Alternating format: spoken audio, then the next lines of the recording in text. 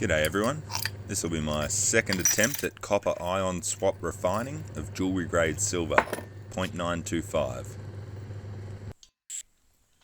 Our first step will be to melt up and mix up all of the jewellery grade silver and then pour it off into some cold water to make it smaller granules, granulate it so it's easier for the acid to attack it. After heating up the crucible for a short amount of time with low flame, I then crank the flame up to get it really cooking. After a 5-minute preheat and about 10 to 15 on high, it's now ready to be poured into the cold water. Having that piece of aluminium in there gives the molten metal something to bounce off underwater and creates even smaller granules again. A pretty helpful tip.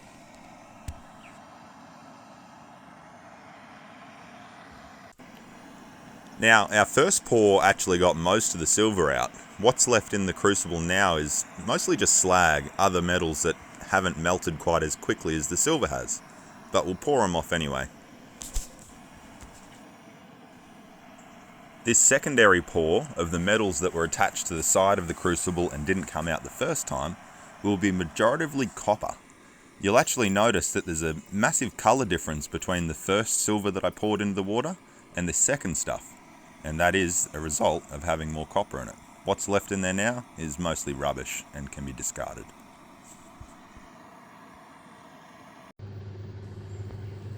These next two clips clearly show you what I was just talking about. You can very easily see the colour difference between the metals I first poured and the metals that came second. I've now added about 300 millilitres of distilled water and we'll be putting it onto the hot plate and mixing in a little bit of H2NO3 or concentrated nitric acid. 67 or 68% this one is. This will then really quickly start attacking the silver and dissolving it, leaving behind most of the other garbage. You'll end up with quite a bit of slime and scum and stuff in the bottom from impurities and other metals that the nitric won't eat. It really only consumes the silver and the copper. The copper will end up giving you a greeny blue tinge to your solution. We'll filter out any of the junk and then we should be left with a nice silver nitrate solution.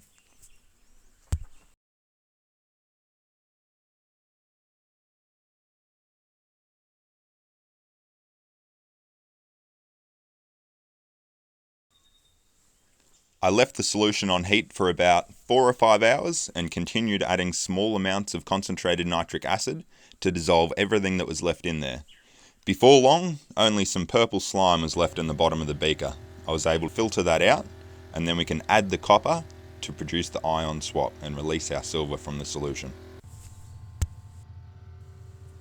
The filtration process isn't exactly advanced, so I skipped through that and didn't record it.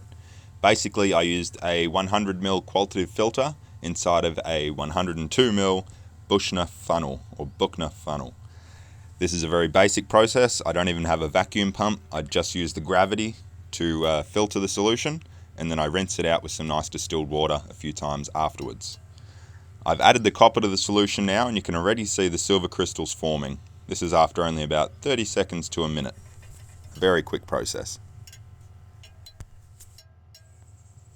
Our piece of copper bus bar has now been sitting in our filtered silver nitrate solution for about 10 minutes.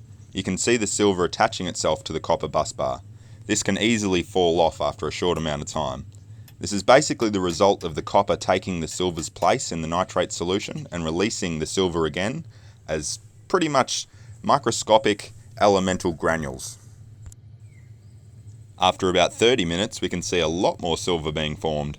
You can also see small microscopic pieces of elemental silver falling out of the solution and down into the bottom of the beaker. Also notice that the solution has turned a lot more blue. That's due now to the amount of copper that the solution has absorbed in replacement of the silver. Here now is about 5 litres of copper nitrate waste that was produced from refining 1 kilogram of silver recently. I'm currently unsure what I'm going to do with it, but it does have quite a few practical uses. Notice now the orange fumes being produced from the beaker when I stir it. I believe this is due to excessive nitric acid being used when I was originally dissolving the silver, which is a little bit surprising, seeing as I only added the nitric incrementally as I felt the need to do so.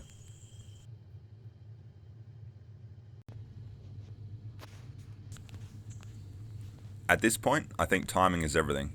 I'm going to remove the copper from the solution before it's completely finished doing its job.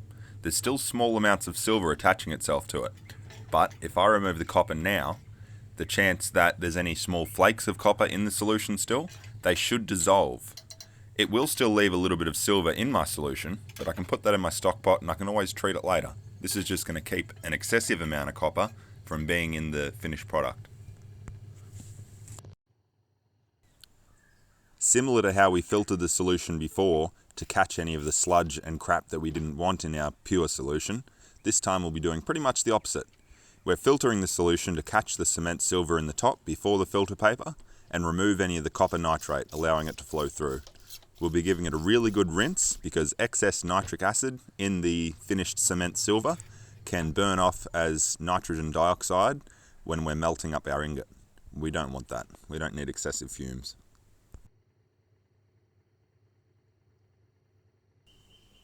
Although the copper nitrate at this point is essentially a waste, I do find myself quite drawn to the beautiful electric blue colour of it. It's pretty magnificent.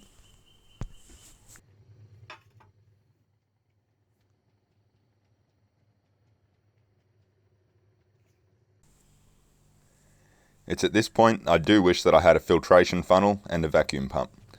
Doing this via gravity is a pretty slow process, but it does work. I just have to do it over a couple of hours.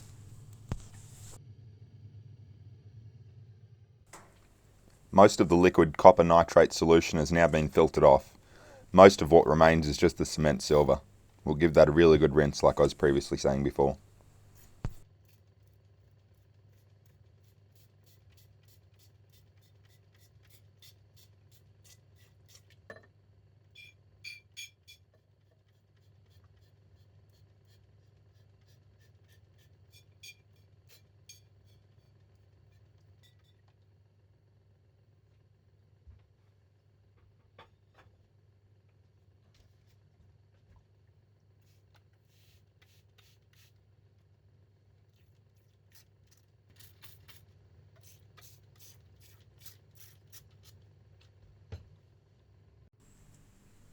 We're on to our fourth rinse now. For this one I'm going to be using a little bit of boiling water. That seems to really get the last of that copper nitrate out.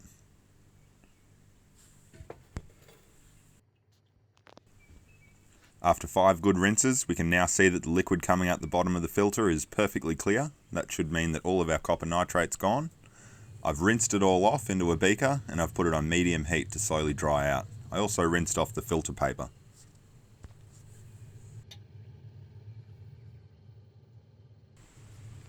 The cement silver's now been on heat for about 2 hours and it's all dry. There's no residue of any moisture inside the beaker at all, so we're ready to charge up our crucible. Take extra caution when loading up your crucible, as quite often big chunks can come flying down and bounce out the top. It's happened to me quite a few times, believe me.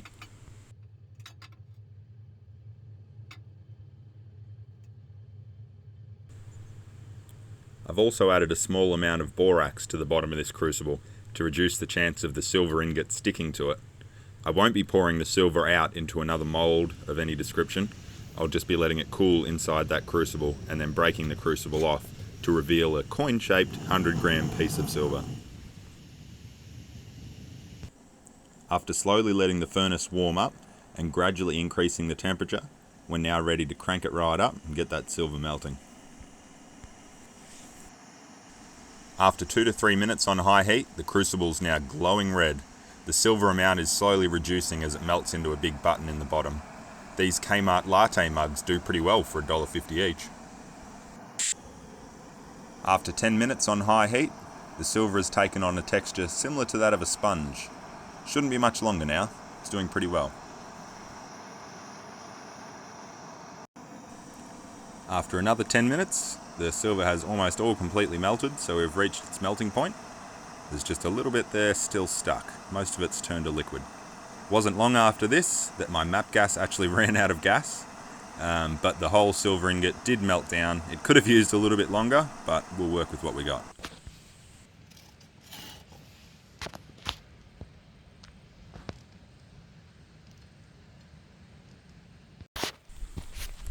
It's now been allowed to cool for about 30 minutes with the furnace obviously off, seeing as I ran out of gas.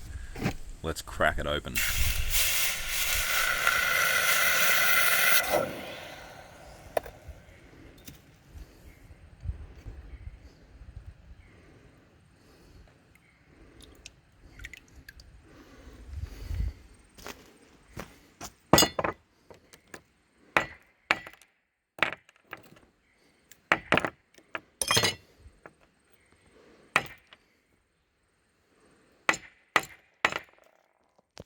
Well, we've allowed our nice silver ingot to cool down, and I'm pretty happy with this one. Let's have a look.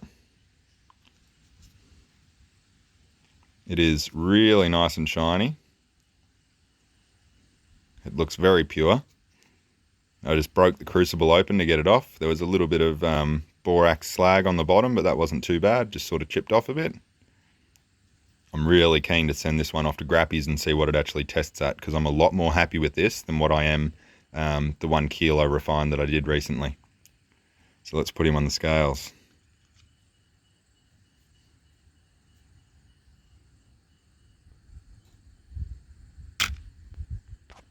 Oof. 103.5, and we started with 120 something, didn't we? So it was 85% pure roughly. A lot of the jewelry in there was 925, but there was also a couple of little scraps that had been previously melted that looked pretty nasty, so I'm assuming the purity came down from that. But yeah, have a look at him. Wow. That's awesome. I'm really happy with that. We'll see what it tests at, and I'll update the comments at some point when I get the results back so that everyone knows. And hopefully it's over 99. That'd be awesome. Anyway, thanks for tuning in. I hope everyone has a great Easter, and we'll see you on the next one.